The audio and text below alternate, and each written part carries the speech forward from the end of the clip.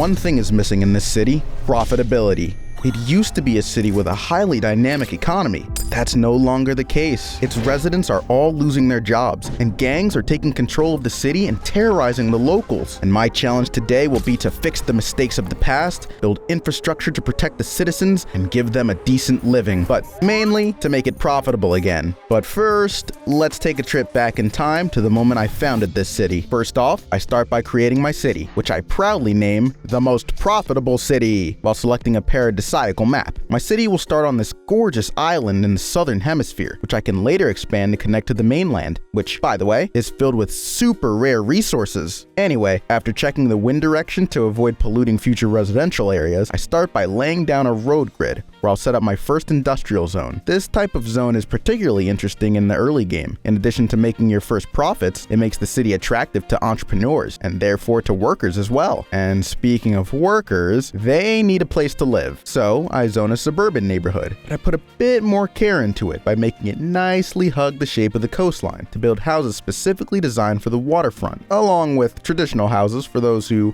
aren't lucky enough to have that magnificent view. I follow that up by placing a main artery so future residents can easily navigate between the city's districts. And I also expand the industrial zone. There's space, so I might as well use it. I obviously install the basic infrastructure, meaning sewage, a drinking water pump, and a small coal power plant. And I've barely finished doing that when I hit milestone 1. This level up gives me access to 2 new buildings necessary for the proper development of my city: a medical clinic, which I place in the residential area, which I've also expanded, by the way, and a landfill, which I place over in the industrial zone. My first big revenues are going to come from my residents' consumption at local businesses, meaning it's in my best interest to nickel and dime them for absolutely everything. That's actually why I made the decision to build the commercial district so far from the residential zone, to force them to buy a car, which will need maintenance, thereby stimulating the economy by creating resident demand for garages, insurance, gas stations, etc. For this city, I'm clearly taking inspiration from the classic American city layout: large residential neighborhoods with shops and major employment zones far away from their homes. One of the best systems for forcibly stimulating the economy. Anyway, for now, even with everything I've set up, I'm still not profitable. But that shouldn't take long. The residents' houses, as well as the shops and industrial buildings, are still under construction. I just have to patiently wait for them to finish. To pass the time, I dip further into my savings by building a cemetery and a few roads to try and anticipate the potential traffic jams that will pop up. I also unlock the Advanced Road Services ability, which allows me to remove crosswalks and traffic lights. This is perfect for me. It's simply going to discourage walking even more. Since they consume literally nothing while walking, it's in my best interest to throw a wrench in their plans, to force them to buy a car. But it's also to smooth out traffic flow, even though right now, given the ridiculous number of houses, traffic is the least of my worries. However, as my city develops and its population grows, the roads are going to get more and more crowded. Meanwhile, my revenue has nearly quadrupled. Sure, I'm still not profitable, but it's not impossible that I will be fairly soon. Milestone 2. I've now unlocked my first schools, which I immediately hurry to plop down. Aside from that, I don't have much to do. I'm just waiting for residents to start settling in, consuming, and basically living a normal life. It's to cure this boredom that I decided to build a splendid luxury district on this gorgeous island right next to the industrial zone. And it's not just the district that will be luxurious, the houses obviously will be too. I have every incentive to attract higher class residents so they'll blow all their money at local businesses. Well, sure, it kind of ruins the vibe that it's located right next to the industrial district, but hey, that doesn't make it useless, just a bit less attractive. And after going AFK for about half an hour, I finally hit milestone 3, and I am finally profitable. So I take the opportunity to celebrate by buying 3 new tiles to expand my first residential neighborhood. It still cost me 75 grand, but it was necessary for proper population growth. And what is also a necessity for the population is that I install all the infrastructure I unlocked at milestone 3, meaning a police station and a fire station. I also take this chance to do something brand new in my city: install a high-density residential zone. Yes, you heard that right, housing projects. In small quantities in my city, they can only be beneficial. They add a lot of residents who drive up consumption super fast, and there's no real downside per se, aside aside from the fact that they pay less in property taxes and, just like you, they aren't subscribed to my channel. Thank you so much for the feedback on my last video. In my head, it was literally impossible to surpass 500 views, absolute maximum. And well, you guys shattered that limit. At the time I'm recording this video, I'm at 1,300 views, more than double that limit. And on top of that, I just passed 100 subscribers. I absolutely did not expect this, and I thank you again from the bottom of my heart. So I want to challenge you. Could we try to hit 300 subscribers for this video? I know it's a tall order,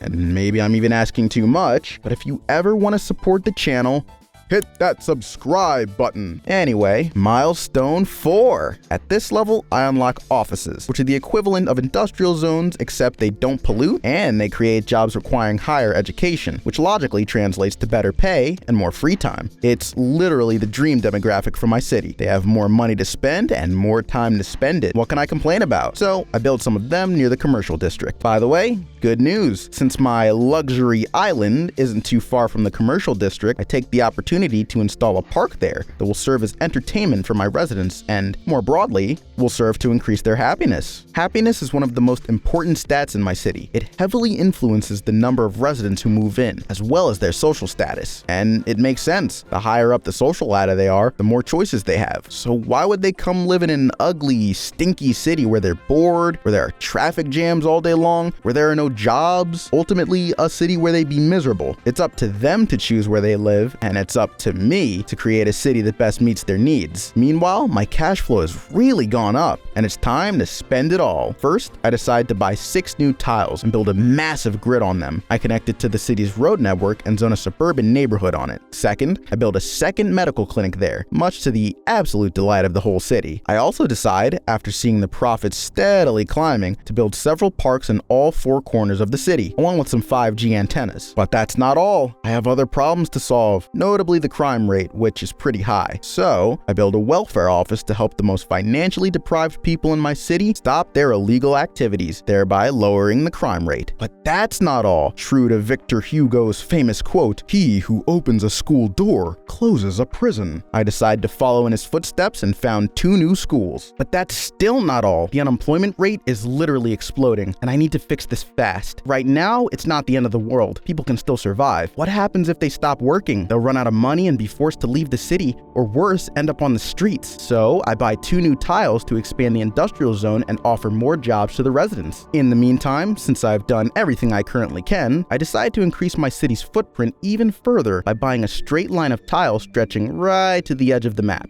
And I build a new residential neighborhood there, where, during construction, I thought I was a bit too much of an urban planner and built this kind of hideous labyrinth, and I've barely finished doing that when I already have a new problem. The traffic situation is catastrophic. There are way too many traffic jams, and it lasts all day. I've already tried to fix it by building more roads, wider roads, alternative routes, etc., but nothing works. I decided to take matters into my own hands by building public transit, specifically buses across the 4 corners of the city, which will allow more people to fit into a single vehicle and thus unclog the roads a bit. Meanwhile, the crime rate hasn't dropped, it's actually gone up. So I build even more schools in the new neighborhoods I've established. Now, even if my city isn't the safest in the world, I'm still extremely profitable. $1.3 million in monthly profit. Yeah, I clearly have nothing to complain about. At this point, my city is just excellent for businesses. They're more than happy to set up shop and have their employees work in my city, and I'm more than happy to tax them.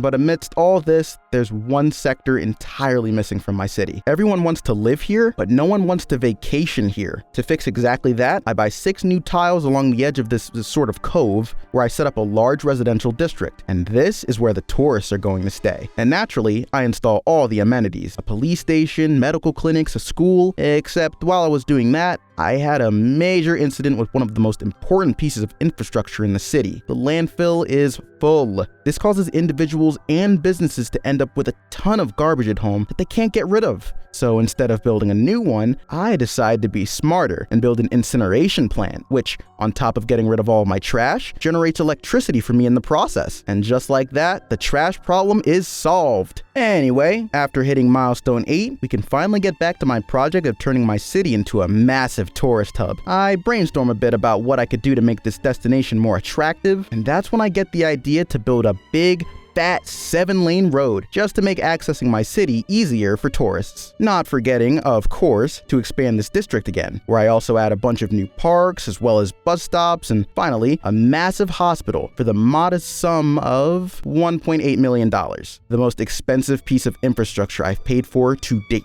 Which isn't a big deal. I'm highly profitable. I'm currently making $2.3 million a month, so yeah, doesn't affect me all that much. Milestone 9. After developing 2 islands, I decided to build a new one, which I ironically name Disappointment Island. And that's because no matter how many beautiful neighborhoods I've built, it's mostly the city's residents who enjoy them, not so much the tourists. Just look at this graph. $0 in tourist revenue. Yeah, that's clearly a massive defeat.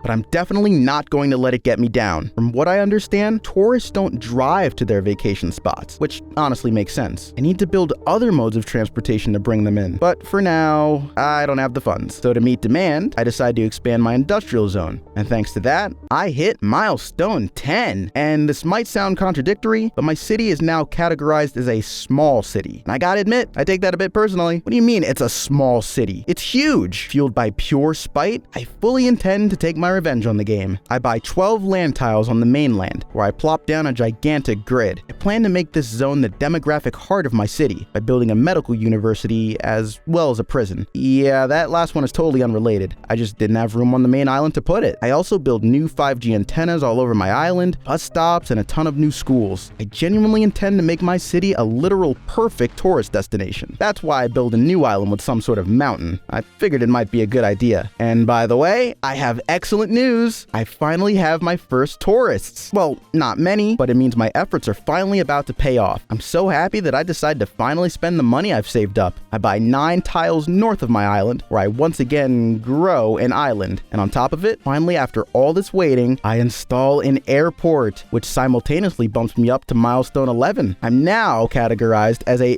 big city. Oh yeah, the game finally respects me. So I connect my airport to the road and install plenty of parking spaces to accommodate all its users. But I still have a pretty big problem in my city. The crime rate is still extremely high, and that's not good for business. Even though I put everything in place to prevent this. I built 2 welfare offices near struggling neighborhoods, set up a highly efficient school system. I mean, I followed Victor Hugo's quote to the letter, so I sat down and thought about it a bit. If having a rather lenient, rehabilitation-focused crime policy gave me 0 results, what happens if I build a dozen or so police stations? Well, I can tell you that Victor Hugo, judging by his quote, never played City Skylines 2 in his life, because it's simple. I completely eradicated crime in my city, to the point where it doesn't even show up on the city's happiness reports anymore, which is perfect for tourism and even the residents. They're all going to be safe in my city and can boost my economy as much as they want. But to do that, they have to come to my island. And even though I already have a gorgeous airport as well as roads to get there, I'm missing one mode of transportation, by sea. So I buy another 4 tiles near the airport and build a seaport. Once again, I connect it to the road, and I buy another 5 tiles to be able to connect it to the various maritime trade routes. And that's all there is to it. Yeah, that was honestly super simple. So I go AFK to let the first tourists arrive, and sure enough, here's the graph showing the mind-boggling number of tourists coming to stay in my city, along with the money they've spent. Basically, to sum it up correctly, I've created a hyper-profitable city, and I'm going to use this exact profitability to expand the district I created on the mainland, buying 6 new tiles and building exclusively low-density residential zones on them. Except, I still have way too much cash, so I make the decision to build a ton of parks all over my city, along with taxi depots, more police stations, cemeteries, and a literal nuclear power plant. There you go. I think it's safe to say this challenge is a massive success. At least, compared to my attempt at creating a 0% tax city from my last video. It makes me realize what an absolute disaster that was. By the way,